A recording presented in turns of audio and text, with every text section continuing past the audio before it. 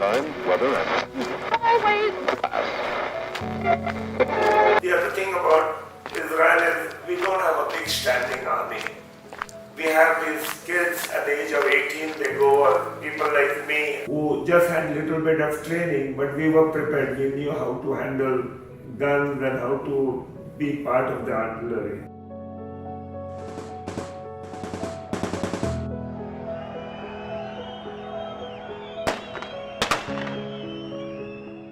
At one point in 92, I was very in good touch with Amitabh Bachchan, by the way, very close touch. And he attended, I had done a function for him in New York, and India Day parade, he was on the stand when he saw me on the float of News India, he came down, though the security said.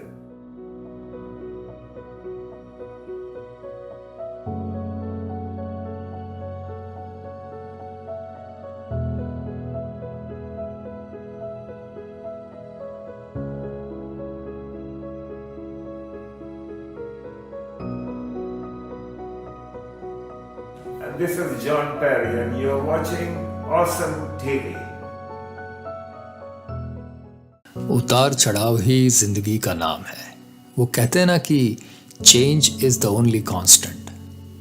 John Perry इस बात को भली भांति जानते हैं।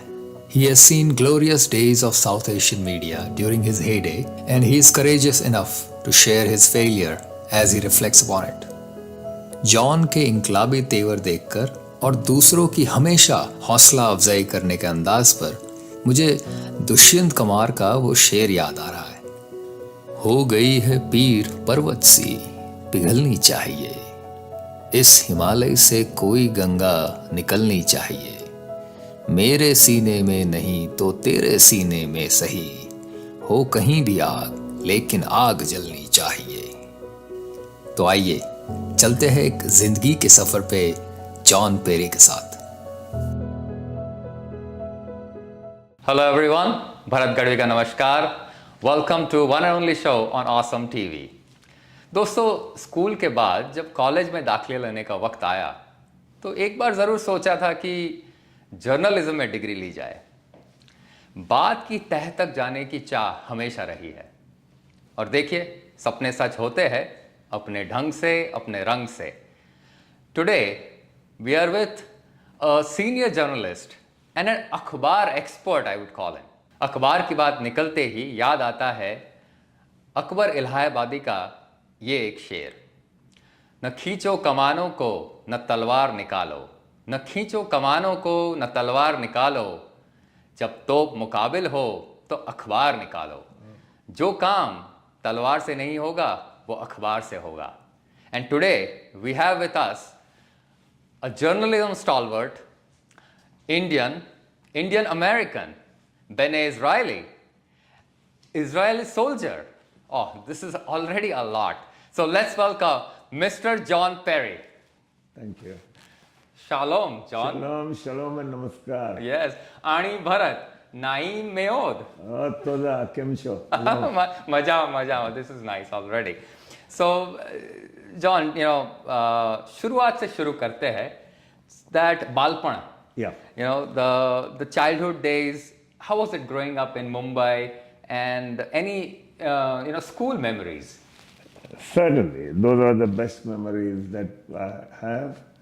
I was born in Dongri. Today it's notorious for all the bhais in Mumbai. But those days, Dongri, Umar Khadi was a Hindu and a Jewish neighborhood. Mm-hmm.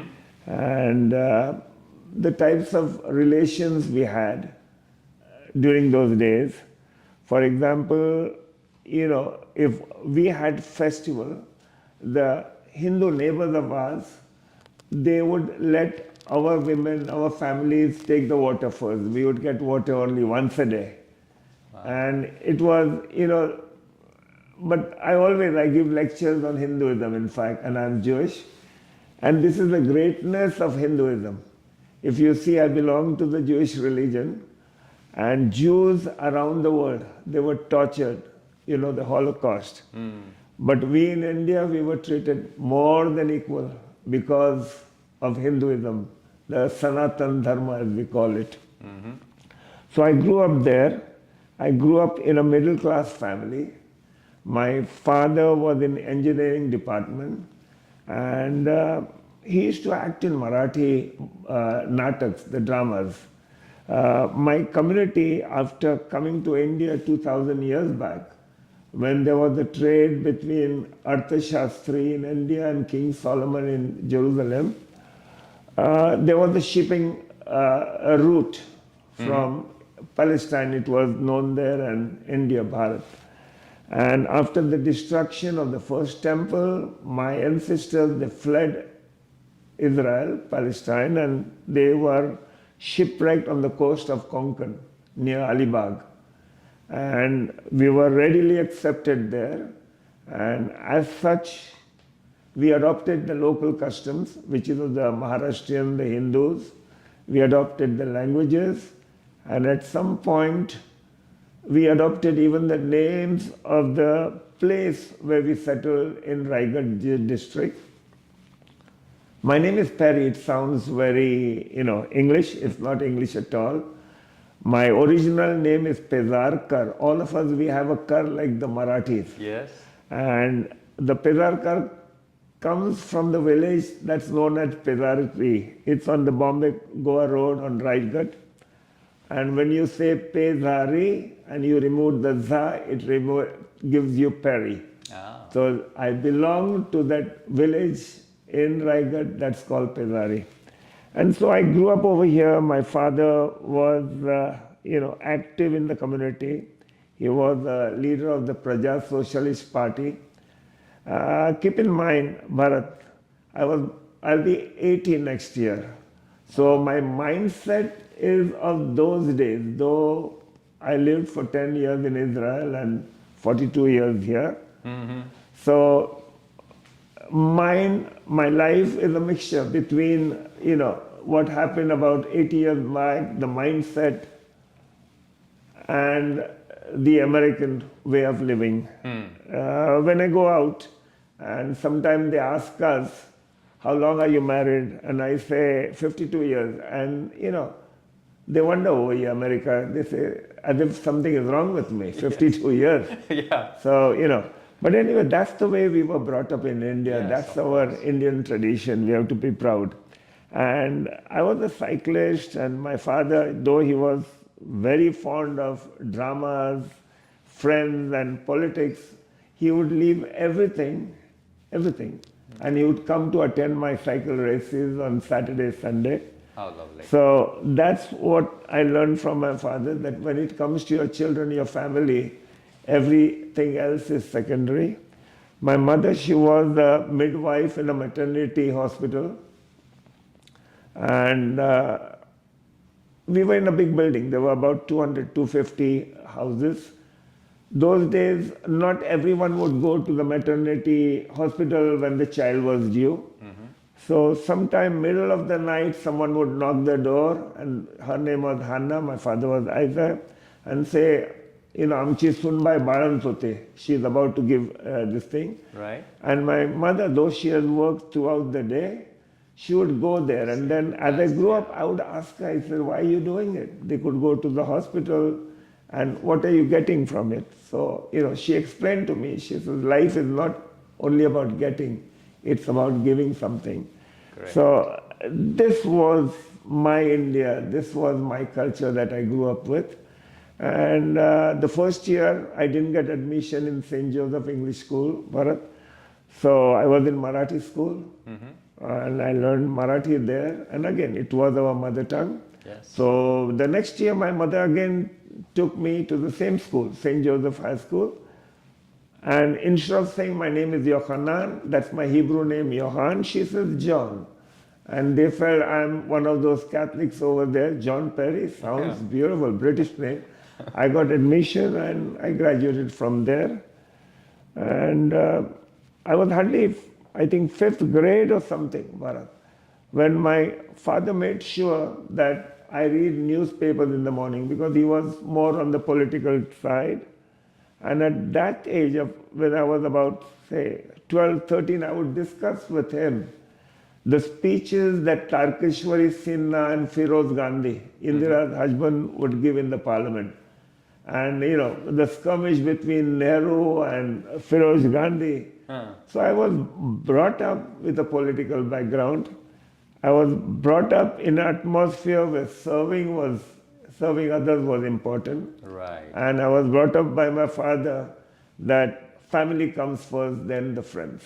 I clearly see that, even the journalism, the kind of, did you develop that taste of, as you briefly mentioned about that, you had that political, narrative going on while growing up, and you were, kind of impacted by it, you were interested in it. So how did that happen? Did it happen during school days or did it happen during the college days? During school days, I was following politics, and I used to write letters to the editors in English newspapers, and must have written dozens of them, no reply. Then one day, Times of India, they published, and once your name is known or the editor knows that this person writes often, writes well.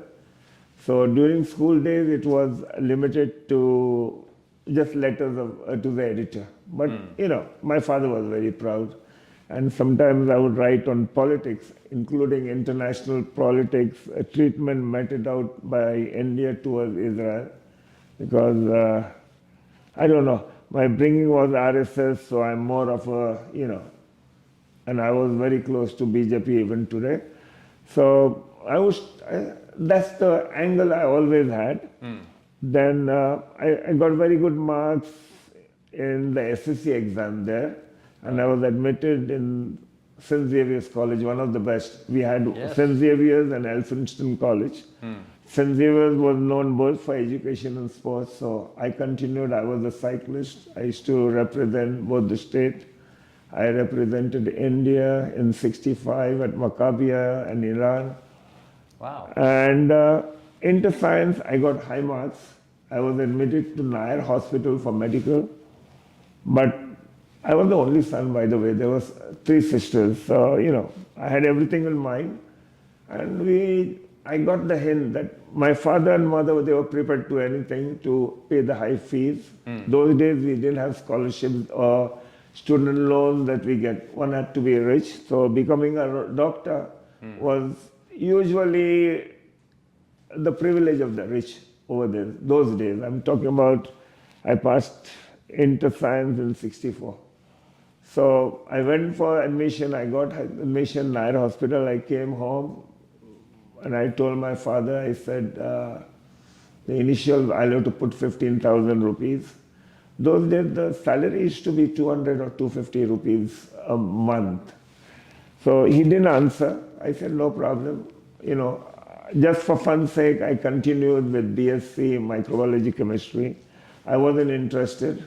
So my cycling sports organization, but just to help my parents, I started reporting for Free Press Journal and Indian Express. In the evening, I would take my cycle, and wherever there was a football, a soccer match, or a hockey match, I would go report it, and I would sit in the Free Press office, and there were those typewriters, and I would write long reports, because the way I was paid was 1 rupee for column inch that was published. So I would be happy that I would get 6-7 rupees from Free Press. I would make little changes and go to Indian Express. Those days it was in Sassoon-Dock. And little changes, and next day I would get up, and one of them I would publish 1 inch, the other 1.5 inch. So I would spend my whole evening after coming from college, science. So we used to have lectures in the morning, afternoon in the lab, and I would go from there and do this work just to earn 2 or 3 rupees every evening. But that gave me like a peak, an entrance to journalism. When I went there to give report, I became friendly with people. Then there was Patanjali Sethi. He was a lecturer, a teacher over there at Times of India. So I joined his class. I was picked up by Frank Moraes. He was a legend among editors in India, an Anglo-Indian person. And Ramnath Goenka, he owned the paper. Fierce man, you must have read about him during the emergency. And whenever he would come from Delhi to Mumbai, and usually the junior most reporter has to do the night duty half the times. So, we had a system amongst Indian Express, Free Press, and Times of India. Around 2 o'clock, we would call each other, no more exclusives. If anything happens after 2, we would share with each other. So it was like job security too, and Yes. this thing that it's 2 o'clock, because the dark edition, the paper edition that used to go to Pune and other villages, they would start printing at 2 o'clock. And Ramnath Goenka, around 4 o'clock, he would call the reporter's office early morning. We would sleep on the desk of the editor, our chief reporter, and he would call. And if I was on the table in the office that night, he would say, "John, the dark edition, has it gone out?" So, he wanted to make sure not only he could have called the printing press down to make sure, but he wanted to make sure that there is one reporter who is awake throughout the night. So that was Ramnath Goenka. In fact, I was in Israel when I heard that he was not well, he was bedridden, and he had an apartment at Marine Line. So I contacted his secretary. I said, I had become closer to him. He was very happy. My Jewish roots and all, he was like, he admired me. So when he was bedridden, Bharat, I asked his secretary, I said, I've come from Israel a few days, I want to, meet him. He asked Ramnath Goenka and he says, no, I want John to remember me the way I was, an active person. So these are the people who have made, impression. I have seen these people. I'll talk to you about many others, These are the uniqueness among these people that we don't find today. I would like to ask you, during those days, the Hindu Hriday Samrat, the emperor of the Hindu hearts, Bala Saheb Thackeray. So, how was your experience? How did you come across working with him or collaborating with him? I used to go in the evening, as I said, to give my report, and we had to type over there. And he was a Vyang Chitrakar there, a cartoonist. And for some reason, he was always looking out for somewhere to go down with. We were on Dalal Street in Fort, to be with him while he talked. And, he would chew the pan and cigarette, and I would stand with him, again fascinated. And that friendship grew. My friendship with Bal Thackeray grew. And I was married 8th of June 1969. My father-in-law was the ACP of Bandra. So in the initial stages, he would go on arrest. He would be there to see the arrest of Bal Thackeray. Afterwards, it was difficult to arrest Bal Thackeray. Too strong a person. Yes. So the way we say here, the banks, that too big to fail. That's right. It's like that. It's like too that. big to arrest. So I gave a surprise to my father-in-law. He didn't know it. So he had called the commissioner and deputy commissioner. We have a synagogue in Baikal on the main road, 8th June 69. And there comes for my wedding Bal Thackeray and his wife. And father-in-law, he was with the commissioner and all, and this is the link of the family. So I was very close to him. And then from Israel, whenever I went, I met him. And then I came here, I said, Bala Saheb, America laya, because I wanted to arrange some function for him. He didn't. He didn't accept it. But the Shiv Sonats who today, their views today are much different than Bala Saheb. Right. Yes. Neither Uddhav, neither Raj. Raj looks more like Bala Saheb, but their views are different, their goals are different. Yes, things have changed with time. He wouldn't have compromised what Shiv Sena has compromised today. No. Right. True. And as you mentioned about that Ramnath Goenka ji sent you for Indian Express coverage in Israel. That's right. So it's almost like that hopeful phrase of next year in Jerusalem. That's so right. walk us through that. How did you feel? What was going through in your head when you went from, born and raised in India, now going Ben Israeli to Israel as a journalist from Indian Express? How was that feeling? Oh boy. Yeah. First And it of- was almost like 2,000 years of ancestry history. That's right. That's So right. please. Okay. The way it went is, first of all, I was among the junior most in Indian Express. So there were seniors who should have gone in my place. So we had the news editor SKM, Krishnamurti. We used to call him SKM. So, because it was not for Frank to tell me this. He says, John, we are sending you. No one knows you are going there. You are just going there. You are a Jew. You are going there, but you will be writing from there. Otherwise, the other reporters, there will be a problem there. But at the same time, the Consul General was Reuben Daphne in Mumbai. On Pedder Road, they used to have office. He had informed the government of Israel press office. And I went there. I started writing from there. Looked okay. I faced a different kind of life over there, especially when it came to dealing with ministers. I attended a press conference of Moshe Dayan, who was the defense minister, I think, that particular time, or some other defense minister. And I said, sir, I have a question. So after the press conference, he called me, he says, where are you from? I said, Indian Express, Mumbai.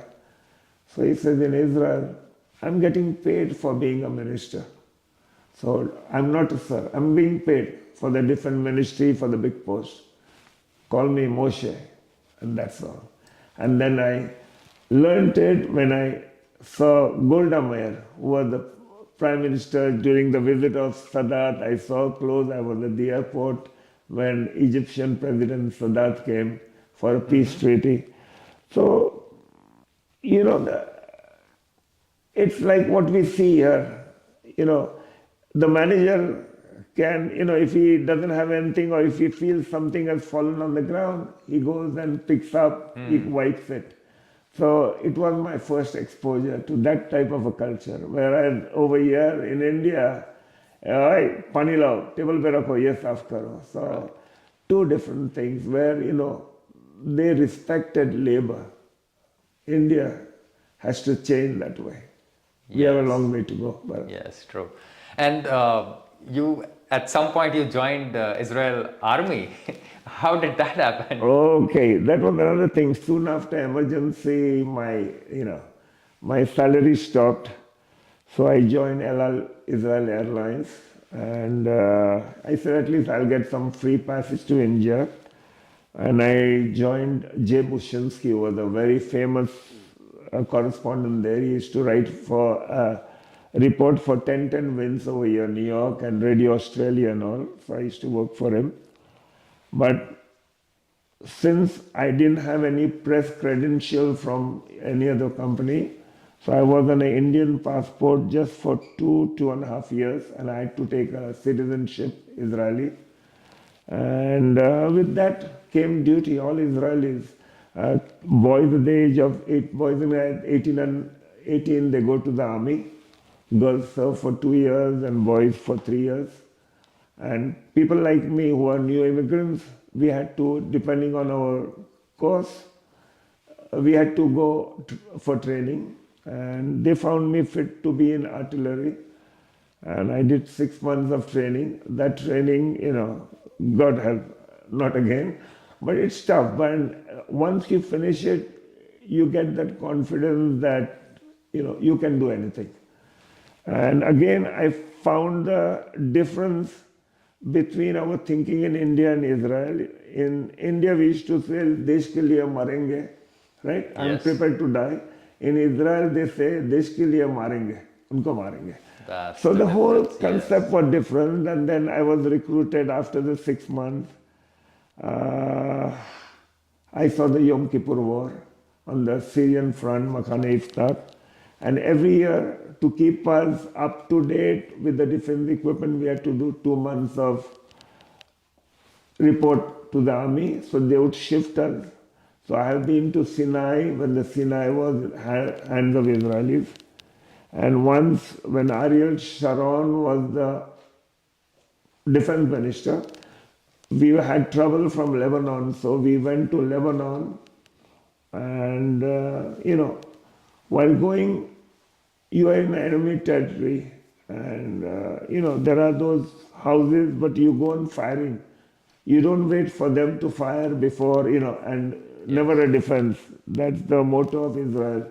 Don't wait for them to invade us. If you get a little hint, invade. They did it in 6 days war. Yes. And we were stuck there while coming back. My whole battalion, it was raining. And those days we didn't have cell phones and all that. In fact, I was one of the missing, and we came back. But when I came back, that idea struck me that God knows I may have been one of those person who fired, and it could have hurt one of the kids from those small houses. Yes, John. So you mentioned about Israel Independence Day. So that reminds me, that it was very interesting times that India and Israel both got independence around just few months apart from British. That's right.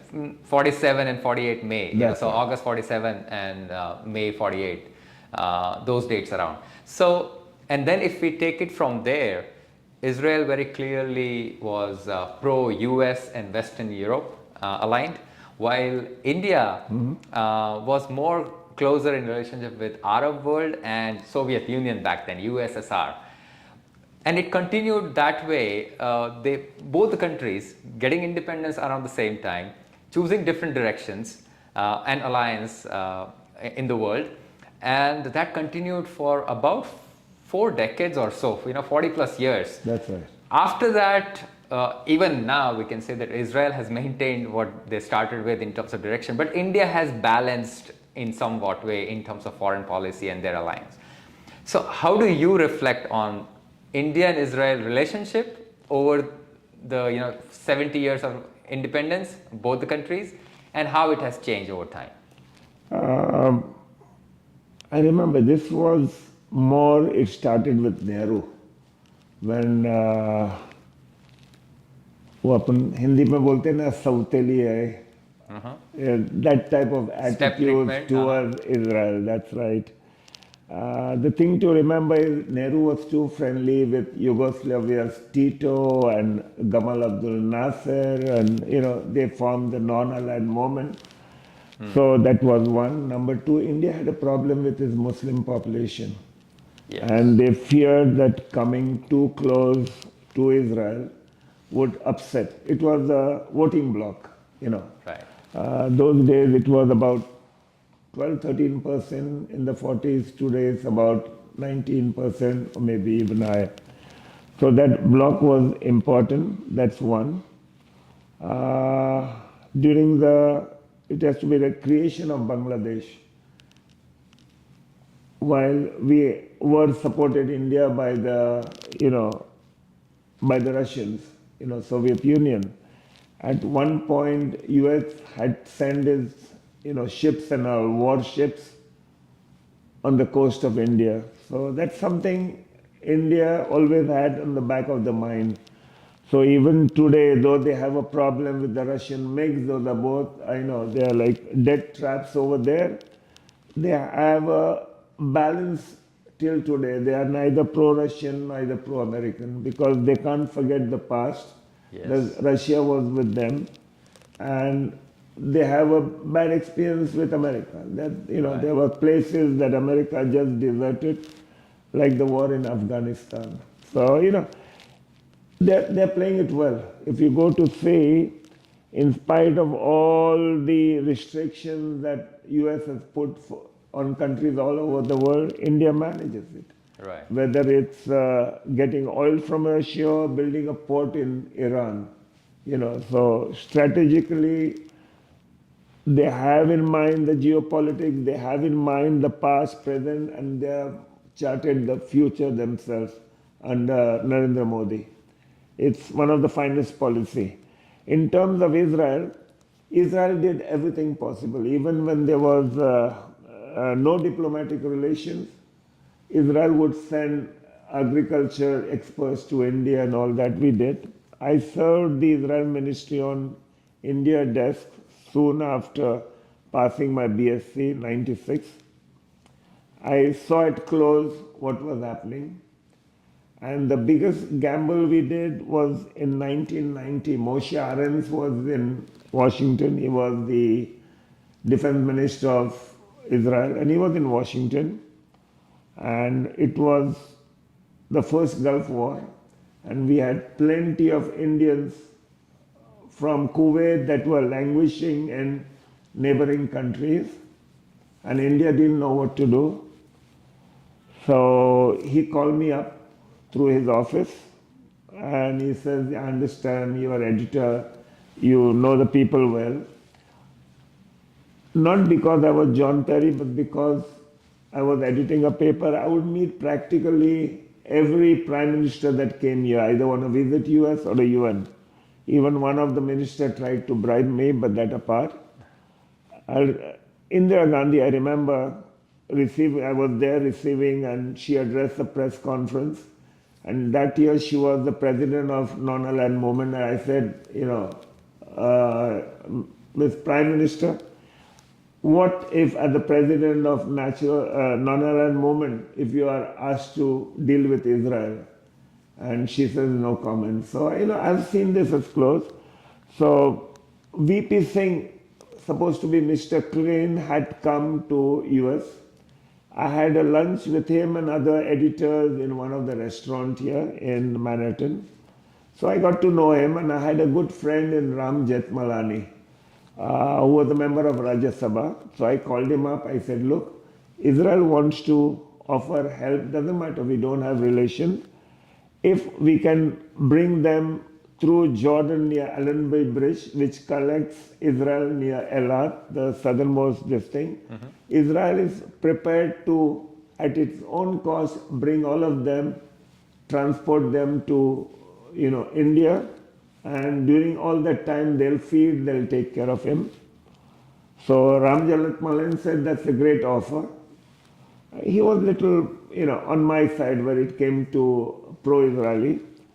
I don't know what happened. I took a flight Air India just for 2-day trip, and I was to finalize, and it came all over the newspaper that I had gone as a diplomat Israeli. I landed in Mumbai. I called Ram. He says, okay, John, tomorrow morning, leave for New Delhi. And I was at the airport, and I was informed again, VP Singh doesn't want to meet you. So there were so many instances like that now this was not the Congress government, VP Singh. But still, I don't know whether it was the World Bank or some other thing that prevented it. And I used to have good relations with diplomats here, or the film stars, and even the American lawmakers. And one of my best sources was Abid Hussain, who was India's ambassador. Whenever you meet me, even on a stage at some functions, but he would hug me. He was so fond of me. And just before Narasimha Rao announced that they would have diplomatic relations with India, he had called me and he had said, John, wait for the good news. So, because he was in touch with the American Jewish leaders here, and they had come to the conclusion that if India wants to balance the act between, Russia and the US, American Jews, their lobby, they had a strong lobby, that lobby will help. So, wish I had succeeded. That's the only diplomatic mission I did. And the good thing is, at some point, India realized, and then in 93, May, when Shimon Peres, the foreign minister, he went to New Delhi to sign the agreement. Again, I got a call from their office, and I joined him. I was the only Beni Israeli or Indian from here, and I was with him, and it was a privilege being and covering. And today the trade, what do I tell you?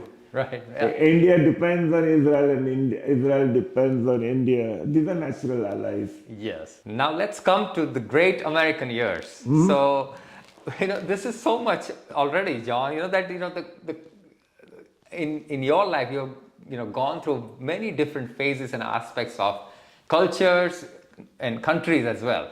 So, how did you decide to come to America, and your perspective back then, how the American journalism and American media was, and Indian American That's right. aspect as well. I told you about my litany operation, that how I felt while coming back after the operation, that one of my guns may have fired and hurt this.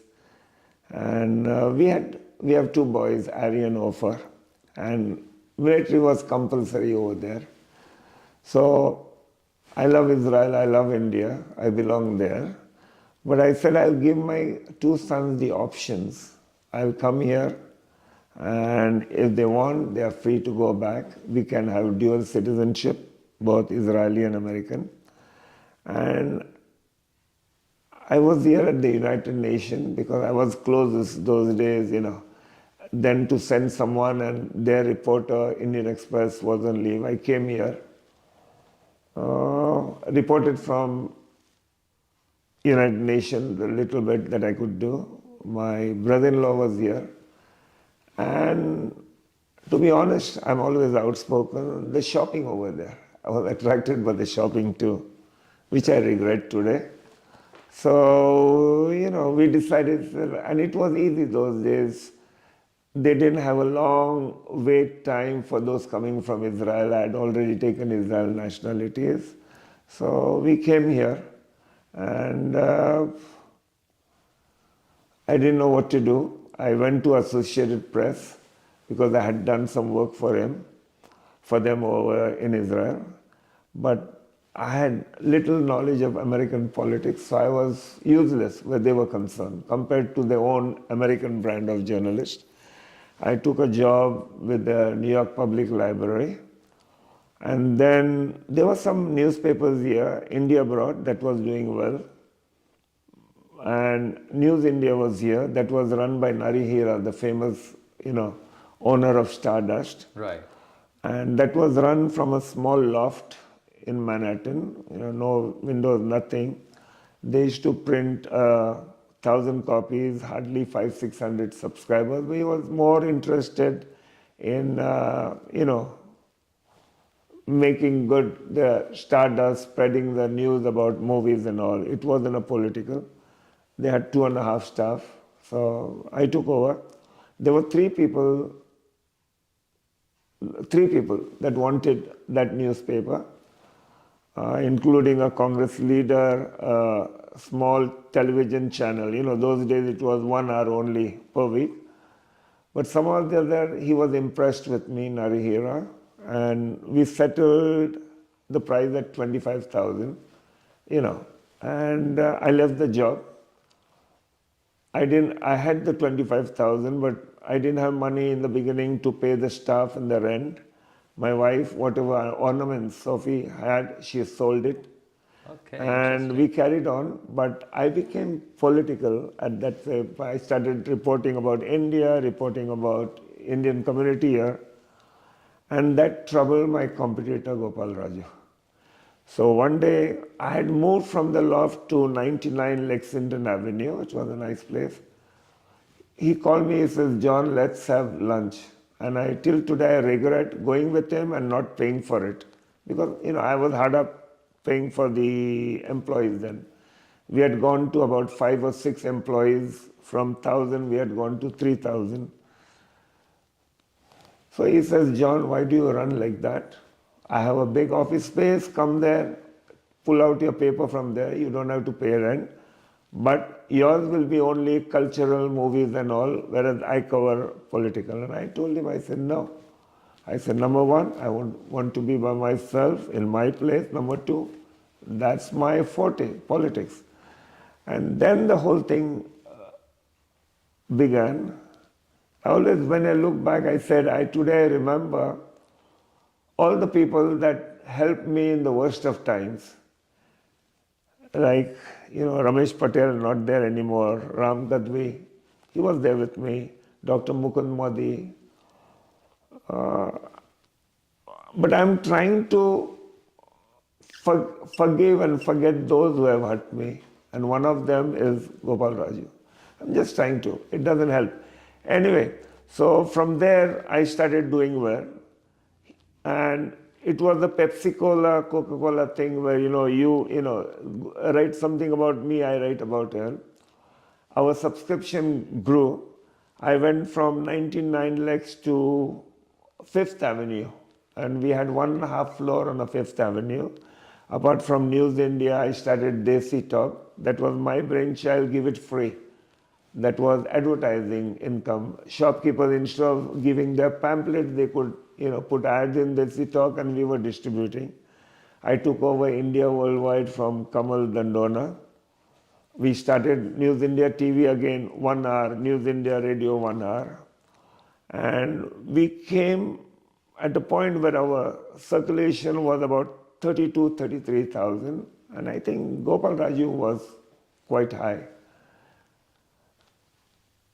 Problem was with my advertising crew. We had about 32 staff here, plus Washington, Chicago, and India. So a new paper used to come up. One came India Monitor. And suddenly they claimed we have 5,000, 6,000. And then my advertising people would ask me, says, how do I deal with this? You are asking $1,000 per page. They are giving it, 100, 150 per page, and they are saying they have 5,000. And my advertising manager was a son of an Indian diplomat from United Nations. He says, Peri Saab, don't worry, I'll sign. So we got stuck over there, and instead of, saying 32, 33, we became 43, 44. Then, the India Monitor, and then another, Sardarji, he started, again he became 10,000 overnight. We had a problem, 43, 53, when it came to reporting the circulation. It was bad. If I have to do it again, I wouldn't do it. Right. Or I wouldn't do it. But no one has that foresight. I regret it. But in the process, apart from doing the good for the community, like in Jersey City, they had dot busters. In 87, 88, if they saw an Indian woman with a dot, they would come on the cycle, push it. They were after the business people in Jacksonite, Queens, the sales tax. I would write for them. I was the one who started sponsoring the FI Independence Day paper. While the office bearers would go to India abroad, they would ask for money. But I also started writing about Indian businesses who were cheating people, who were in jail and all. So one of them, they joined Gopal Raju of India Abroad. He had a special room for him. He had established India Abroad political education, whereby he would send our graduate Indian students with lawmakers as aid to the lawmakers. And what happened was, afterwards he had the money. He had people in the right place. And the way it works is, when a lawmaker writes to the prosecutor, okay, we have heard from our constituents that so-and-so newspaper is cheating their constituent assembly and all that. They received letters like that. They had a lawyer. And the trial started. I had Michael Chertoff, who was Attorney General of New Jersey, after he became Secretary of Homeland Security, US. And the offer given to me, Bharat, made me fight. I was told, give 1.1 million, to settle it. So the whole thing is, when I was told that, they want, the Attorney General of New York State wanted 1.1, I said, this is my house and the other house, 1.1. Basically, they want to see me on the road, and that's all. Right. And I decided to fight. I had the best of attorney, 3 of them. One of them, Michael Chertoff, who later became, Secretary of Homeland Security. We fought it. But as soon as I decided, to fight, the charges were raised from 2 to 11. Minor charges. And that was when I realized that we always say justice is blind.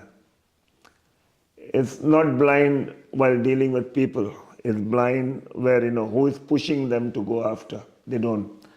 And in America, they say you can't fight the townhouse, So, I was paying by the hour my attorneys, Bharat. And, they had attorneys, they were getting a weekly pay there. So it didn't bother them. I spent over $1 million there. The newspaper suffered.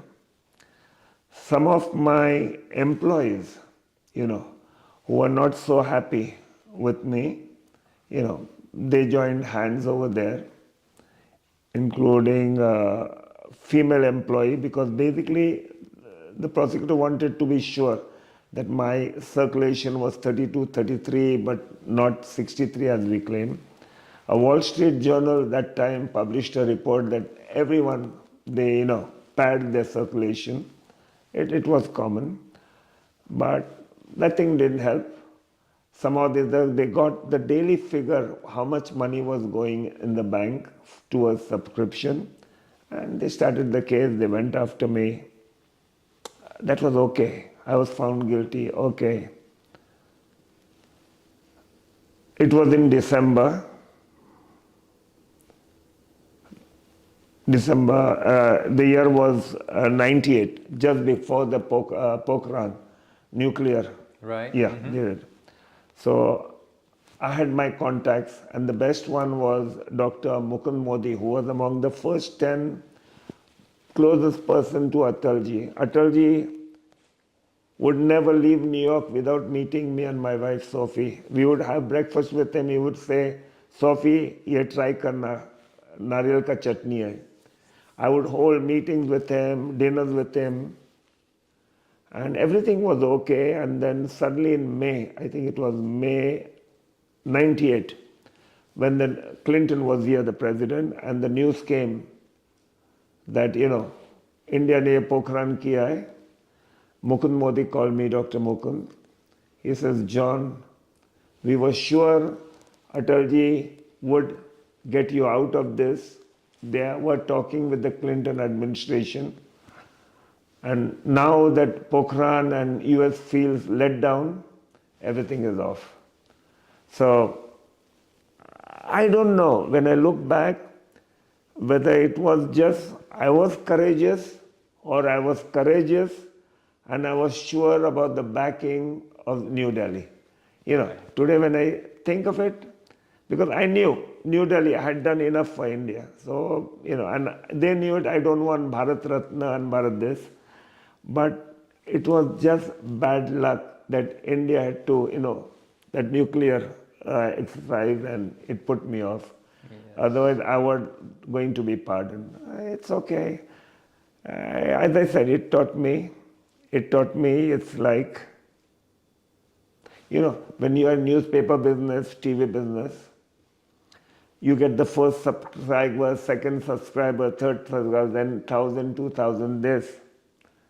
But keep in mind, it's like a drama. It's like a theater. Before the show starts, you have 1, 2, 3. But when the show ends, everyone leaves at the same time. The same thing happened to me. I felt left out.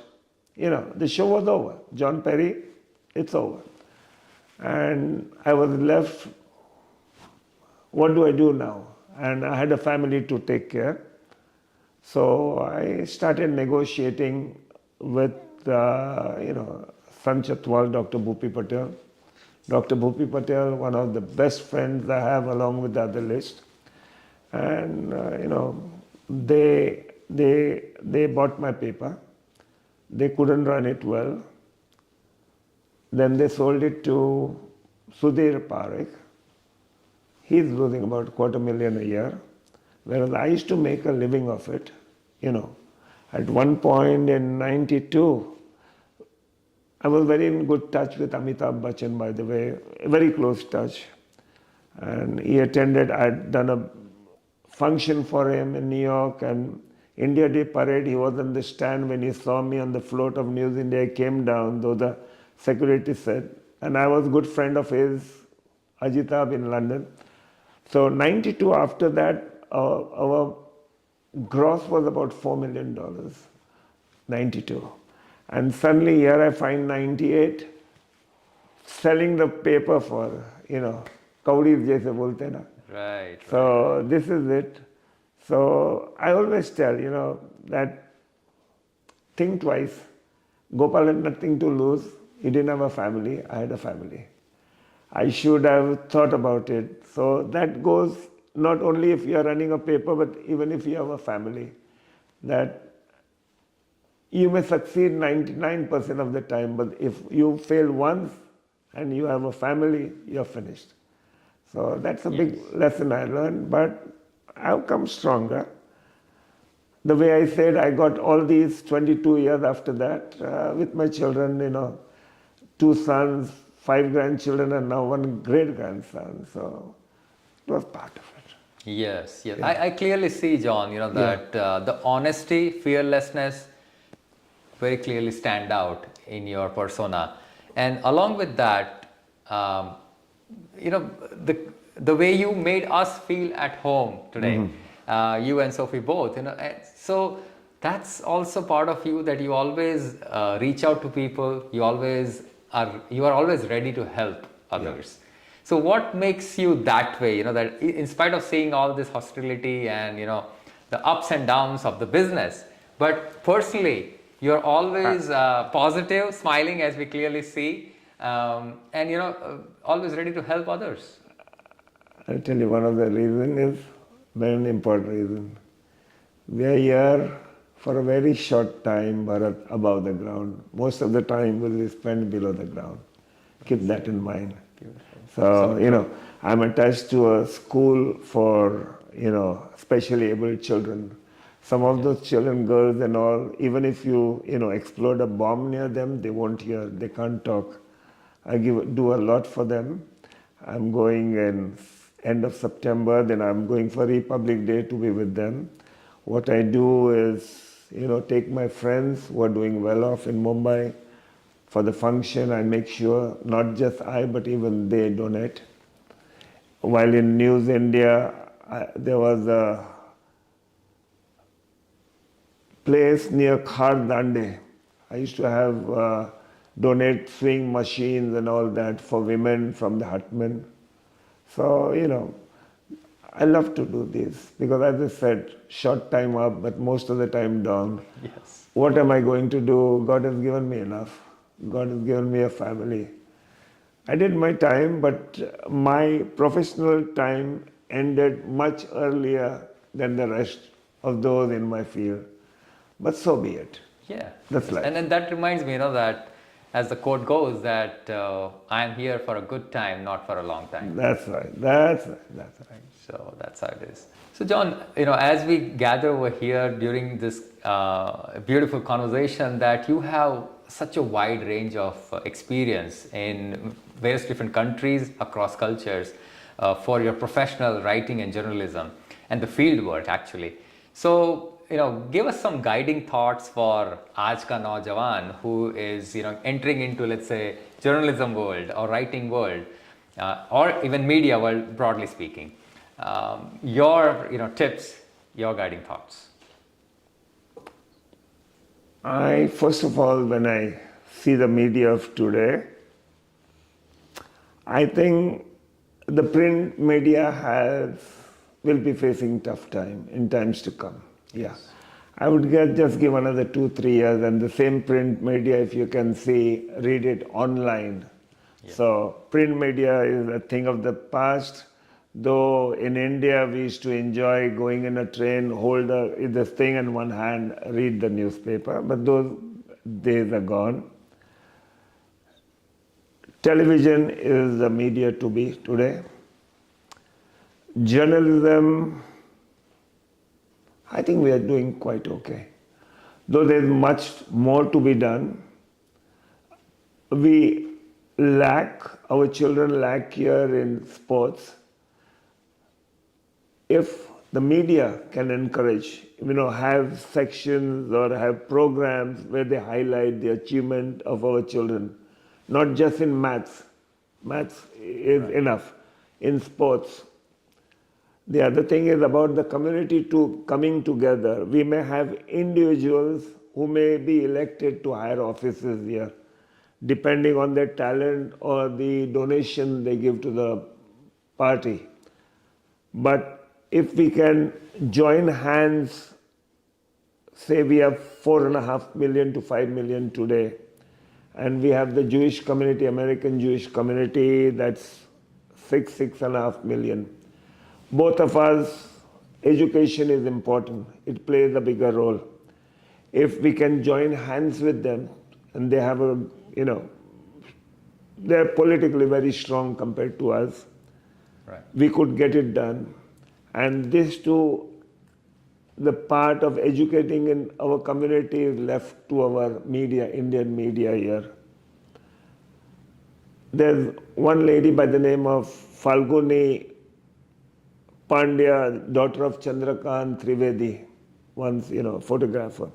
She's very active in bringing the Hindu-Jewish community together.